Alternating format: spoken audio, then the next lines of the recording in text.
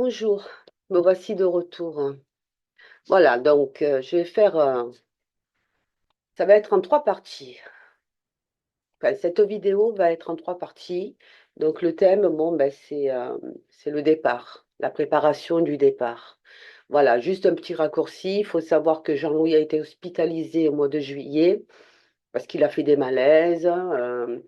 Donc on l'a dirigé à l'hôpital. Il le refait ressortir le soir même. Il a rechuté. Moi, j'avais exigé qu'on l'hospitalise parce que je savais qu'il allait y passer l'été. Je le ressentais très, très fort. Voilà, si j'avais pas insisté, il serait déjà plus de ce monde. Voilà. Donc, ensuite, on le redirige à l'hôpital. Suite à ça, on le transfère dans une maison de repos. Et pour moi, sincèrement, je pensais qu'il allait être bien parce que c'était l'été, il faisait chaud. Je me suis dit, tiens, il va être servi, il va pas faire le ménage. Moi, je m'occuperai de son chat. Voilà. Malheureusement, le premier jour où j'ai mis les pieds à la maison de repos, j'ai ressenti un mouroir. Donc, j'étais déjà témoigné dans les vidéos. Vous verrez ce que j'ai dit. Voilà. Ensuite, je me suis battue pour le faire sortir. Sortir parce qu'ils l'ont laissé sans soin. Je savais donc, moi, depuis le début. Donc, je suis magnétiseuse. Je savais, et il me l'avait dit. Je parle de là-haut. On me l'avait soufflé à l'oreille qu'il avait la gangrène. Donc, au départ, j'en ai parlé à l'infirmier. Ensuite, j'en ai parlé à la maison de repos. Quand il est allé, on m'a dit non, non, non, c'est des docteurs. Ils savent mieux que moi, bien sûr. Oui, bien sûr, ils sont docteurs. Et ensuite, quand j'ai réussi donc à le faire sortir, il a été transféré à l'hôpital. Pourquoi? Parce qu'ils l'ont laissé comme ça, c'est-à-dire c'était trop tard, le pied avait noirci, voilà. Ils ne pouvaient plus rien faire à la maison de repos, ils avaient bien encaissé la somme qu'il fallait, et puis voilà, donc on le transfère là. Donc fin octobre à l'hôpital. Par contre, là-bas, franchement, ils s'en sont bien occupés, hein, je n'ai rien à dire de ce côté-là. Voilà. Ensuite, donc, au début, il remontait un peu la pente, hein. Enfin, moi, je trouvais qu'il remontait un peu la pente, malgré qu'il était très fatigué. Et j'ai glissé un peu à l'infirmière. Je ne pensais pas que c'est le diable, pardon, que c'est le, oh, excusez-moi, hein, que c'est la gangrène. Non, non, c'est nécrosé. Ok, bon, peut-être que je me suis trompée. Voilà, donc on devait l'opérer, donc l'amputer de la jambe, mais il était tellement faible qu'il ne mangeait plus. Qu'ils ont arrêté, les veines explosées, tous les jours, piqûres, enfin, prise de sang, matin, midi, soir. Franchement, ça me faisait mal. J'en ai souffert de ça. Ce que je voulais juste vous dire, oui, oui, je suis médium.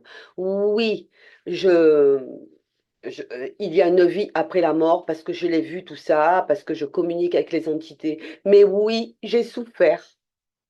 C'est comme ça. Donc, je voulais quand même témoigner pour vous montrer les étapes de son départ, parce que ça peut vous aider à vous, ce que j'ai vécu. Toute cette souffrance, ce poids, euh, je ne supportais plus de le voir se dégrader et souffrir, souffrir, parce qu'il n'y avait plus rien à faire. Et je le savais, mais dans ma tête, j'avais un espoir. J'ai toujours espoir. Et malgré ça, donc, il y a une vidéo. Donc, l'avant-dernière, il était où je fais un peu l'imbécile, pêcheur. Je venais, en fait, je faisais le guignol, tout le reste, mais mon cœur était gros. Quand je partais, je pleurais. Voilà. Et oui, on a des émotions, j'ai des émotions, parce que je savais que je pouvais plus rien faire, en fait, moi, parce que je l'avais magnétisé, en mettant la main, j'avais ressenti. Et ce que je voulais vous faire passer comme message, il a fallu que ça m'arrive à moi, peut-être pour vous aider à vous, parce que ça va arriver. Enfin, ce que je veux dire par là, il va y avoir de nombreux départs, et ces étapes-là sont très, très dures à vivre. Moi, je l'avais déjà vécu, mais pas comme ça, pas comme ça. C'est-à-dire, ils étaient encore bien portants quand j'allais les voir, quand, voilà. Et là, il y a sa dégradation de jour en jour, c'est ça qui m'a fait mal, beaucoup mal. Ben, qu'il allait plus retourner chez lui, voir sa maison comme elle était jolie. J'avais tout refait dedans. mais c'est pas grave, c'est comme ça. Et là, donc la veille, l'avant-dernière vidéo, donc je fais le guignol, il était bien. Et on m'avait dit qu'il n'y avait plus rien à faire. Bon, ça, on m'avait préparé, on me l'avait dit, et qu'on allait le mettre en soins palliatifs. Malheureusement, moi, je ne le savais pas. Je ne savais pas ce que c'était les soins palliatifs, parce que ça, par contre, j'ai jamais eu à faire. Pour moi, soins palliatifs, elle m'avait dit qu'on l'endormirait.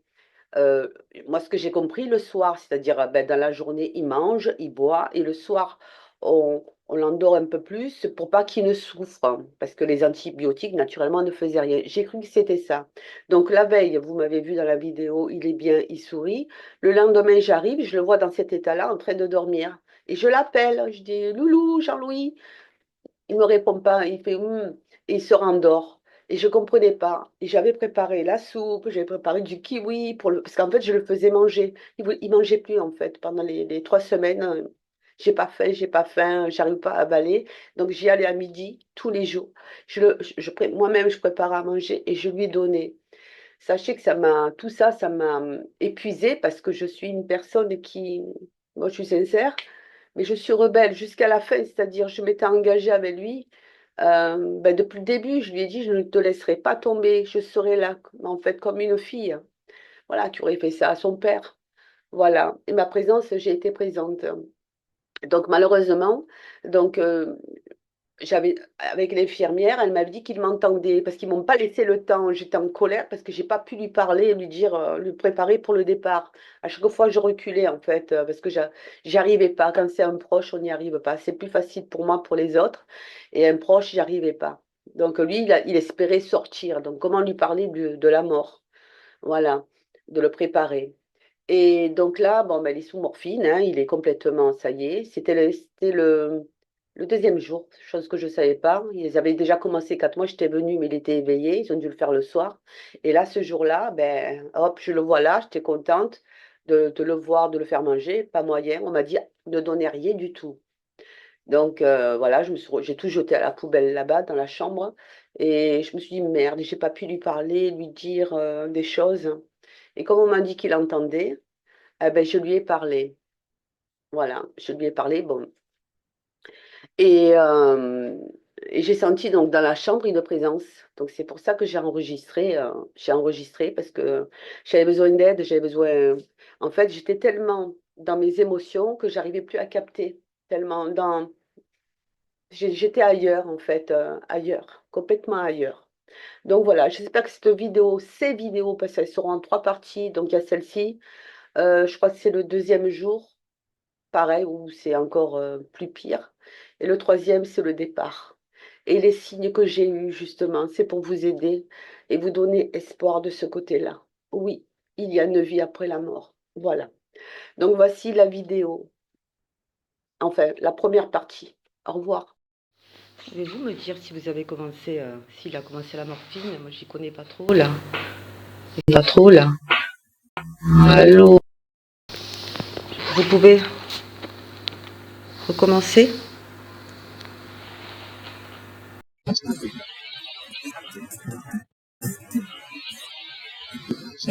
Je connais rien dans ces appareils.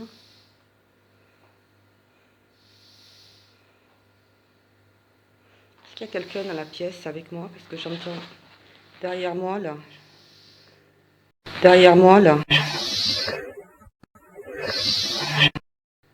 J'entends quelqu'un sur ma droite.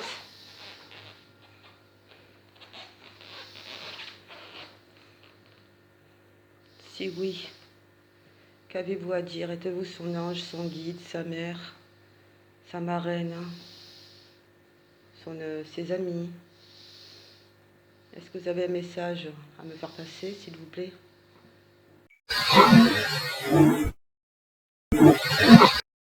Est-ce que c'est vous qui allez venir le chercher?